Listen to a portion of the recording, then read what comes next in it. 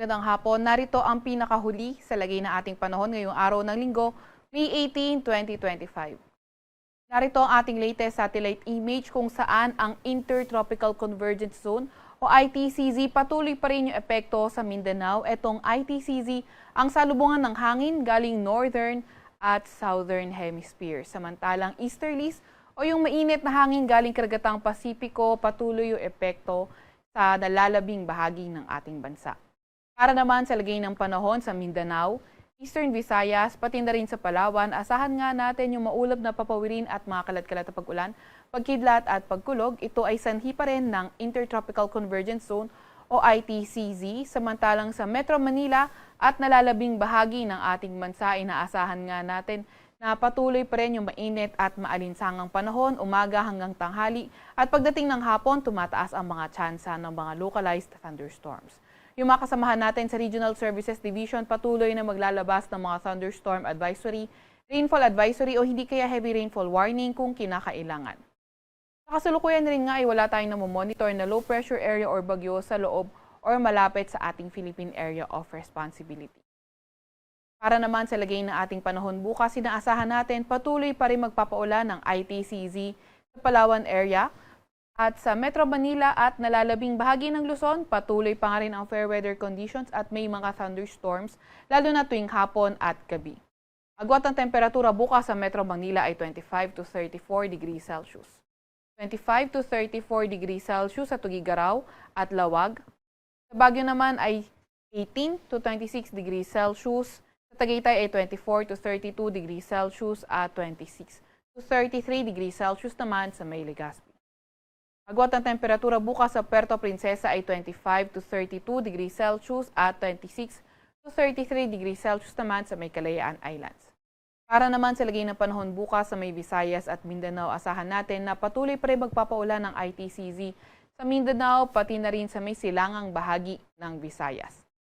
Samantalang sa nalalabing bahagi ng Visayas, naasahan nga natin yung bahagyang maulap hanggang sa maulap na papawirin at may mga tsansa ng mga localized thunderstorm. Gayunpaman, posible nga mas mataas yung tsansa ng mga thunderstorm sa bandang Visayas area dahil malapit yung axis na ITCZ sa lugar nila. Agwat at temperatura bukas sa Cebu at Tacloban ay 26 to 31 degrees Celsius. 27 to 32 degrees Celsius sa may Iloilo. Sa may Cagayan de Oro ay 25 to 32 degrees Celsius. 25 to 31 degrees Celsius sa may Davao at 26 to 32 degrees Celsius naman sa may Zamboanga. Para naman sa lagay ng ating karagatan, wala pa rin tayong nakataas na gale warning sa kahit na anong dagat baybayin ng ating bansa.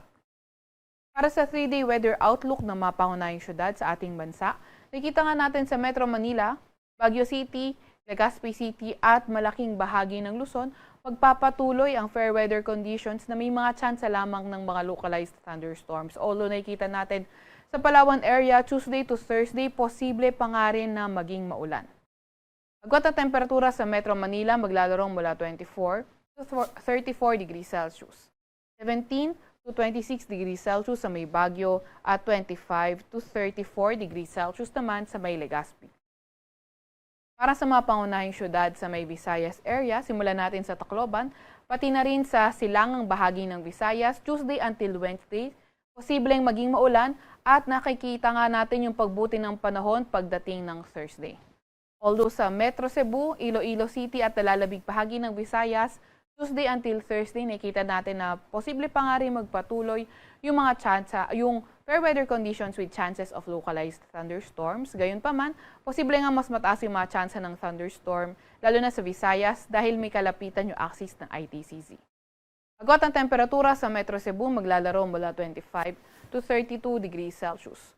26 to 32 degrees Celsius sa Iloilo City at 27 to 31 degrees Celsius naman sa may Tacloban City.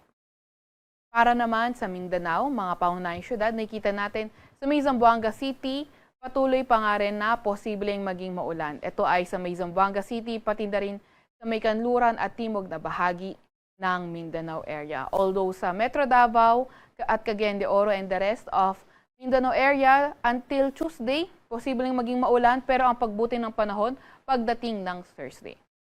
Agwat ang temperatura sa Metro Davao ay 25 to 31 degrees Celsius. 25 to 32 degrees Celsius sa may Cagayan de Oro City at 25 to 31 degrees Celsius sa may Zamboanga City. Sa Kalakhang, Maynila, ang araw ay lulubog ng 6:18 ng gabi at sisikat bukas ng 5:27 ng umaga. Huwag magpapahuli sa update ng Pag-asa, i-follow at i-like ang aming X at Facebook account DOST_Pag-asa. Mag-subscribe din sa aming YouTube channel DOST-Pag-asa Weather Report at para sa mas detalyadong impormasyon, bisitahin ang aming website pag-asa.dost.gov.ph. At yan nga muna ang pinakahuli sa lagay ng ating panahon mula sa Weather Forecasting Center ng Pag-asa, Veronica Torres.